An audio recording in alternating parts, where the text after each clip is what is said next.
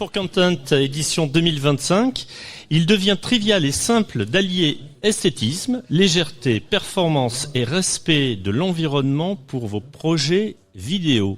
Laurent Brébon, bonjour. Bonjour. Vous êtes cofondateur et PDG de Cuts. Absolument, Cuts. J'aime bien Cuts, pardon. Alors cette phrase, elle résume vraiment ce que vous faites et qui vous êtes ? Oui, tout à fait. En fait, au départ, l'idée, c'est on part du carbone. Moi, je suis membre bénévole du Shift Project depuis 2018. Donc, l'idée, c'est de dire, tiens, la vidéo, ce qui représente 80% des datas diffusées dans le monde au quotidien. Donc, on se rend pas compte de ce que c'est et qui a évidemment un impact éco-responsable sur les serveurs, la bande passante et donc évidemment l'émission de CO2. On est parti de là et en fait, on s'est rendu compte aussi que tous les acteurs, qu'ils soient des utilisateurs finaux, qui veulent de la qualité, que ce soit des annonceurs qui veulent de l'inspirationnel et puis des sociétés techniques, donc des agences médias, Publicis Savas, Dentsu pour pas les citer, ou d'autres, des agences créa, etc. veulent maîtriser leur flux. Et on s'est rendu compte qu'il y avait une espèce de dichotomie et une impossibilité de faire à la fois du beau mais du léger. Voilà. Et d'où notre sujet était de dire, est-ce qu'on peut pas craquer un verrou pour essayer de continuer à faire du beau, de la qualité, mais en impactant moins. Donc ça a été notre quête, c'est 5 ans de R&D. Oui, ça c'est votre volonté première. Absolument, c'est vraiment c'est l'ADN de l'entreprise. Cuts, c'est coupé avec un Z qui a un très fort pourcentage. Il y a un Z, Cuts, voilà. C-U-T-Z. Voilà, le Z, c'est pour imaginer le pourcentage. Quand on voit le logo avec le vert, c'est beaucoup plus frappant. Mais donc l'idée, c'est vraiment de dire, on va couper, mais on ne sacrifie pas la qualité. Et ce qu'on fait, c'est qu'on va pouvoir des films courts, des publicités, des films longs, car maintenant on travaille avec toute la chaîne, de la production, de la création à la publicité, aux agences médias et aux annonceurs. On va pouvoir prendre le fichier, faire une analyse extrêmement exhaustive. Donc on a déposé des brevets, donc on est fiers d'être français aussi. C'est la souveraineté numérique française qui est en jeu. Déposer des brevets pour pouvoir proposer le meilleur ratio qualité poids de fichier avec aucune différence à l'œil nu. Voilà. Ça, c'est vraiment quelque chose qui vous tient à cœur. Oui. Essayez de performer le plus possible, tout en essayant de réduire les émissions de gaz à effet de serre, faire des économies sur l'énergie et continuer à produire de la qualité et même augmenter cette qualité.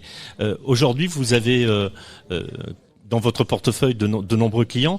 Vous nous citiez hors antenne tout à l'heure un partenariat dans lequel vous êtes impliqué avec Roland Garros. Est-ce que vous pouvez nous en dire un petit peu plus ? Alors on dit pas Roland Garros, on n'a pas acheté la marque. Roland Garros est très protégé. Mais on a un partenariat avec France TV et RG Labs pendant la quinzaine de Roland Garros où ils ont un laboratoire où ils montrent les plus grandes innovations. Et en fait, ce qu'on fait, c'est qu'on diffuse un match de tennis qui est en 4K.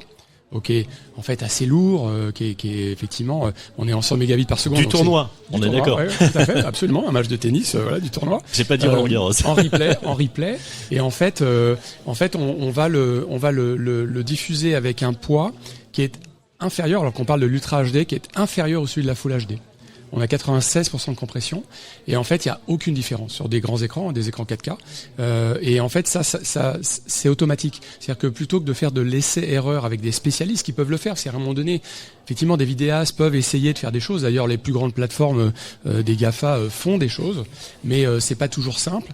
Et parfois la qualité à des moments parce que ça bouge, parce que il y a un éclat, parce qu'il y a une différence de couleur, il peut y avoir on va dire des artefacts ou des macro-blocs. Et bien là, nous avec nos IA, on va faire en sorte d'adapter en permanence notre compression pour ne pas avoir ces effets-là. Et on a un rendu qui est parfait. Du premier coup, et ça permet de travailler aussi avec toutes les agences créa qui tous les jours livrent des dizaines de fichiers vidéo, qui ont des contraintes parfois avec les réseaux sociaux. Il faut être en dessous 4 mégaoctets pour TikTok par exemple, etc. Et ça peut être très complexe quand on parle de fichiers de 100 mégas. Qui sont faits par des directeurs artistiques de maisons de production qui veulent du beau, voilà. Eh bien, nous, on va pas faire des erreurs, ça va pas être refusé par le client, il va pas y avoir 10 passes, ça va être automatique. Et c'est préenregistré, c'est préparamétré, et on va diffuser directement le bon fichier avec la meilleure qualité et le poids le plus faible. Alors j'imagine, pour rentrer un peu dans le sujet, c'est des protocoles de compression avec l'IA. Oui. Voilà, vous avez travaillé sur ça pendant 5 ans. Voilà, oui. et vous avez le résultat. Quel est le ratio par rapport au poids de base, puisqu'il n'y a pas de perte de qualité, et on a combien de poids en moins à la fin? Alors sur les voix, les voix c'est une technologie différente, donc on les travaille pas. On s'assure qu'elles soient, on est de la normalisation audio, notamment sur les publicités, où vous savez qu'il y a des règles qui fait que quand vous passez une pub, vous ne pouvez pas augmenter le son. Donc il faut traiter la voix pour qu'on reste dans ces règles-là. Mais la voix, c'est un autre sujet, on le traite pas en fait. On le traite pas, on fait du pass-through, c'est-à-dire qu'on la diffuse. Mais la voix dans un fichier vidéo, elle est souvent pas marginale, mais en fait en termes de poids résiduel, elle est très très inférieure. On parle l'image donc. Oui, c'est ça. L'image, le poids de la vidéo est vraiment c'est plus de 90%. Vous avez une vidéo à 100, vous recevez une vidéo à 100. Elle est à combien à la fin quand on passe par vos protocoles et avec la même qualité? Ça dans le RG Labs, ce qu'on montre, c'est 96% quoi. Oui, d'accord. 96% de moins, donc elle est à 96%. Donc elle est à 4, à 3,5. Ah mais c'est incroyable. Alors, vous disiez tout à l'heure que en fait vous allez effectivement diffuser des vidéos avec des longs formats, mais ensuite les vidéos vous allez les adapter selon les supports. Oui. On travaille pas de la même manière quand on veut poster une vidéo sur YouTube, sur TikTok. Absolument. Quand on veut diffuser un match de tennis par exemple sur France Télévisions.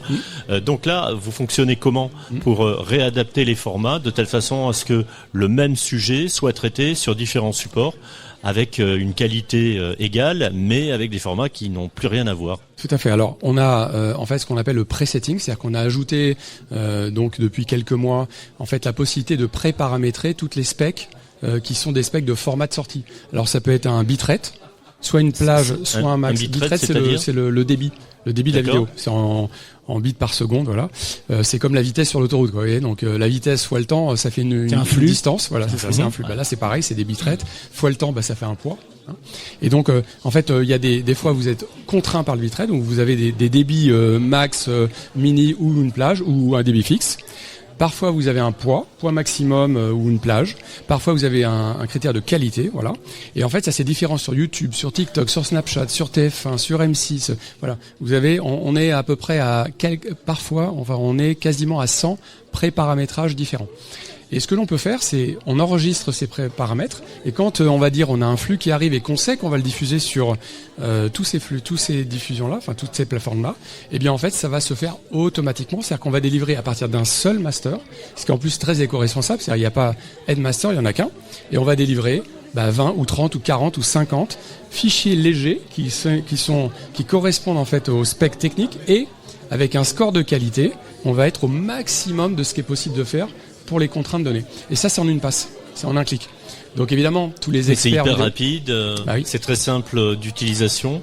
Et le résultat, il est parfait. C'est le bénéfice produit résultat est parfait. Donc là, on travaille sur la productivité. On travaille sur le gain de temps, le gain de stress aussi parfois, hein, parce que quand on est dans le monde de la production, de la télé, de la publicité, on est sur du lastminute.com. C'est-à-dire que en gros, c'est toujours au dernier moment et il faut faire vite.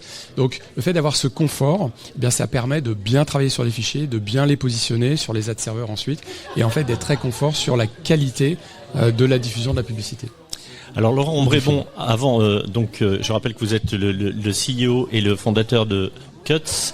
Avant de vous cutter, je vais vous demander s'il vous serait possible en un mot de qualifier, on va couper après, en un mot de qualifier le salon du Hall for Content, cette édition 2025. En un mot, vous diriez quoi ? En un mot, je dirais inspirant. Inspirant. Merci. Par toutes les rencontres que l'on a faites. Et donc, c'est un salon de très grande qualité. Eh bien, écoutez, merci beaucoup. On vous retrouve sur le stand numéro... je ne sais plus N28, mais c'est... Voilà, c'est au -1. Nous sommes juste en face la pause café, donc il n'y a aucun problème. Ça, c'est beaucoup plus clair. Ça, c'est parfait, c'est beaucoup plus clair. Merci, monsieur. Voilà, merci à vous. Merci beaucoup, à bientôt.